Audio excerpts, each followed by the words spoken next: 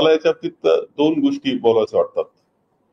एक तर आपल्या जीवनामध्ये ज्यांनी काही आपल्याकरता केलेलं आहे त्यांचं ऋण कायम लक्षात ठेवले पाहिजे. नका बोलू तुम्ही, तर लक्षात ठेवलं पाहिजे. काँग्रेसचं योगदान सत्यजित करता सुद्धा खूप चांगलं राहिलेलं आहे.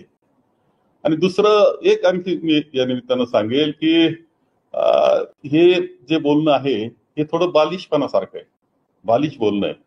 थोडं आता काही गोष्टी आणखी शिकाव्या लागतील. आता मीडियात बोललो म्हणजे याच्यापेक्षा आणखी तुम्हाला समज म्हणजे काय काय वेगळं करायचं, कान टोचायचे.